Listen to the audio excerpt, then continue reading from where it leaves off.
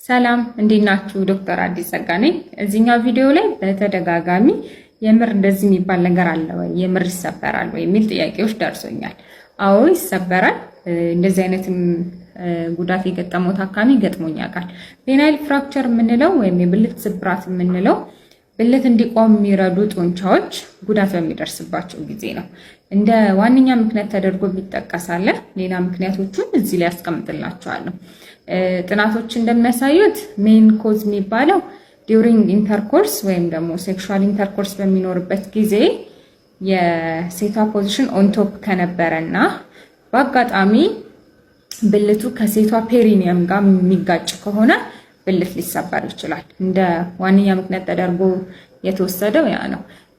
ምልክቶቹ ምንድናቸው? ስብራት በሚያጋጥም ጊዜ የሚለውን ለማየት ያክል ፖፒንግ ሳውንድ ይኖራል። እንደተሰበረ ወዲያው ቆሞ የነበረው ብልት ወደ ኖርማል ቦታው ይመለሳል።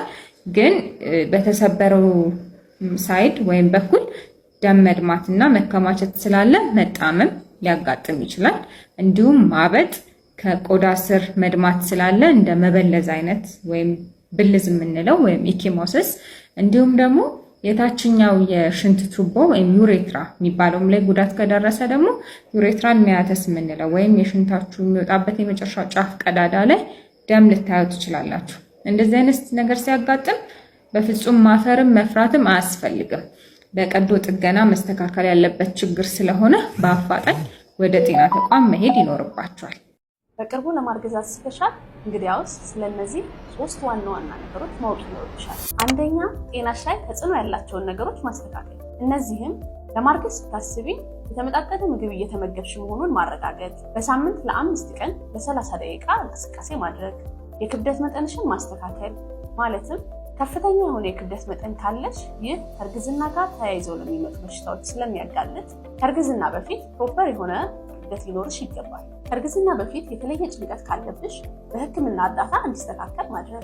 አልኮልና ሲጋራን አለመጠቀም። እነዚህ አይነት ጎጂ ልማዶች እርግዝናሽን ጤናማ እንዳይሆን ያደርጋሉ። ሁለተኛ፣ ሜዲካል ቼክአፕ ማድረግ። ይህም ማለት ያለሽበትን የጤና ሁኔታና በማርገዝሽ ምክንያት የሚከሰት የተለየ ሪስክ መኖሩን ለማወቅ እንዲሁም ከእርግዝና በፊት የምትወስጃቸው መድኃኒቶች ካሉ በእርግዝና ጊዜ ወደሚፈቀዱ መድኃኒቶች ለመተካት። ሶስተኛ ደግሞ ከእርግዝና በፊት መወሰድ ያለባቸውን ቫይታሚኖች መውሰድ ናቸው። ሴት ልጅ በእናቷ ማህፀን ጀምሮ ያላትን እንቁላል እስከ መጨረሻው ይዛ እንደምትዘልቅ ታውቃላችሁ። ይህ ማለት በማህፀን ውስጥ 20ኛ ሳምንት አካባቢ ያለች ነው እንቁላል መመረት የሚጀምረው። የዛንም ጊዜ በሚሊዮኖች የሚቆጠሩ እንቁላሎች ይኖራታል። በምትወለድበት ጊዜ ደግሞ ወደ 2 ሚሊዮን አካባቢ የሚጠጉ እንቁላሎች ይኖራታል። በናቹራል ፕሮሰስ እንዲሁም አትሬዣ ስለሚኖር ፒዩበርቲ የሚለው ላይ ስትደርስ ወይም ጉርምስና ላይ ከ400 እስከ 500 ሺህ ብቻ የሚሆኑ እንቁላሎች ይቀራሉ። እነዚህም እንቁላሎች በየወሩ በምታየው የወር አበባ ዑደት እየወጡ ስለሚያልቁ ሴት ልጅ ማርገዝና መውለድ ስታስብ ከ35 ዓመት በታች ቢሆን የእንቁላሉ ኳሊቲም ኳንቲቲ ጥራቱም ብዛቱም ቆንጆ ስለሚሆን የማርገዝ እድሏም ሰፊ ይሆናል። ነገር ግን እድሜዋ እየሄደ በሄደ ቁጥር የእንቁላሎቹ መጠንም ጥራትም እየቀነሰ ይሄዳል። የመውለጃ ቀኔ እንዴት ማወቅ እችላለሁ የሚል ጥያቄዎች በተደጋጋሚ ይነሳል። ማድረግ የምትችይው የወር አበባሽ የመጀመሪያ የመጣበትን ቀን ከነወሩ ትመዘግቢያለሽ።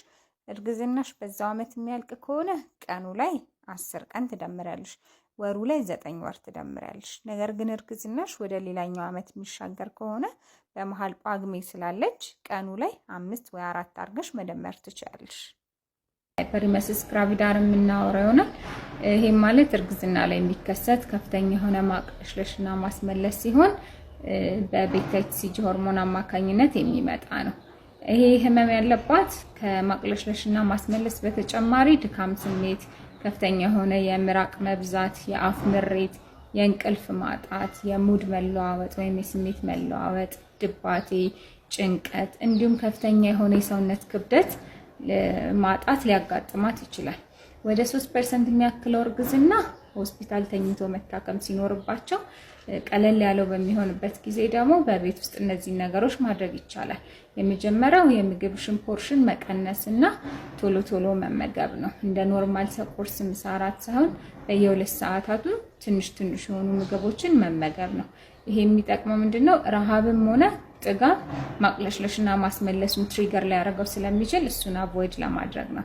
ሌላኛው ደግሞ ቅመማ ቅመም የበዛባቸውን ምግቦች ፈጽሞ ማስወገድ እንዲሁም የዝንጅብል ሻይን አዘውትሮ መጠቀም እነዚህን ስሜቶች ይቀንሳል ተብሎ ይታሰባል። ስሜቶቹ እየበረቱብሽ ከሄዱ ግን ከሚከታተልሽ ሐኪም ጋር በመነጋገር እነዚህን ስሜቶች ሊያስተካክሉሽ የሚችሉ መድኃኒቶችን መውሰድ ትችላለሽ። እርግዝና ላይ የሚሰጠው ፎሊክ አሲድ እና አይረን ልዩነቱን እነግራችኋለሁ። ፎሊክ አሲድ የፅንስ ላይ የሚፈጠረውን የአንጎልና ህብለሰረሰር ክፍተት እንዲከላከል የምንሰጠው የመድኃኒት አይነት ነው። ይህም አንዲት እናት ከማርገዟ ከ3 ወር በፊት ብትወስደው ይመከራል። አለበዚያ ደግሞ ካረገዝሽ በኋላ ለመጀመሪያው 3 ወሮች ይህንን መውሰድ ይኖርባታል። አይረን የምንሰጠው ደግሞ እርግዝና ላይ በኖርማል ፊዚዮሎጂ የሚከሰት የደም ማነስ አለ። እሱን አይረንን ሰጥተን በዛ እንተካዋለን። አይረን የሁለተኛው አጋማሽ ወይም ሁለተኛው 3 ወር ከጀመረ በኋላ ወይም ሰከንድ ትራይሚስተር ላይ የምንሰጥበት ምክንያት የመጀመሪያው ትራይሚስተር ላይ በሆርሞን ኤችሲጂ አማካኝነት የተለያዩ ምልክቶች ልናይ እንችላለን። ማቅለሽለሽ፣ ማስመለሶች ሊኖሩ ይችላሉ። አይረን ደግሞ በባህሪው ጨጓራ ስለሚነካ ይህንንም አቮይድ ለማድረግ ከ4 ወር በኋላ በመስጠት የደም ማነሱን እንዲተካው እናደርጋለን ማለት ነው። ልጆቻችሁን በዚህ መልክ አታጫውቱ የምንላችሁ ለምን ይመስላችኋል? የልጆች የአንጎል እድገት እስከ 3 ዓመት ድረስ ይቀጥላል። ለዚህም እንዲረዳ በአንጎላቸውና አንጎልን ሸፍኖ በያዘው የአጥንቱ መካከል ክፍተት አለ።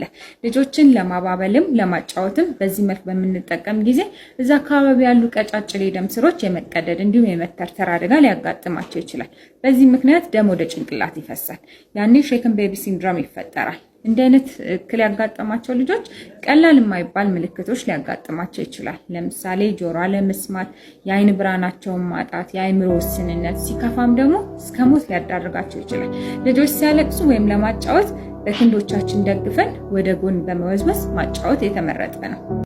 እነዚህን መድኃኒቶች የተለያዩ እናቶች እንግዲህ ለልጆቻቸው ያለ ሐኪም ትዕዛዝ እየተጠቀሙት እንደሆነ እናውቃለን። አሞክሲሲሊን፣ ኦግመንቲን። ልጆች ሳል በተለያየ ምክንያት ሊይዛቸው ይችላል። አንደኛው ምክንያት ደግሞ ጉንፋን ነው። ጉንፋን የሚከሰተው በቫይረስ አማካኝነት ነው። እንዲሁም የላይኛውን የመተንፈሻ አካል ነው የሚያጠቃው። ልጆቻችን ሳል በያዛቸው ቁጥር እነዚህ መድኃኒቶች እየሰጠናቸው ከሆነ እነዚህ መድኃኒቶች ተገቢ ቦታ ላይ ሲደርሱ የማከም አቅማቸው ይደክማል። ብዙ ጊዜ በግንኙነት ጊዜ የሚሰማ ህመም የሴቶች ብቻ ተደርጎ ይወሰዳል። ነገር ግን ወንዶችም በተለያየ የጤና ምክንያቶች ለዚህ ችግር ሊጋለጡ ይችላሉ። ከእነዚህም መካከል የሽንት ቧንቧ ኢንፌክሽን፣ የፕሮስቴት እብጠት እንዲሁም ደግሞ የቆዳ ኢንፌክሽን ዋና ዋናዎቹ ናቸው። ህመሙን ደብቆ ማቆየት ችግሩን ከማባባስ ባለፈ የራስ መተማመን ላይ ተጽዕኖ ይፈጥራል። መፍትሄው መመርመርና ትክክለኛውን ህክምና። ጤናማ የማህፀን ፈሳሽ እንዳለሽ በቀላሉ የምትለይባቸው 4 ነጥቦች ልንገርሽ። አንደኛ ቀጭን ነው።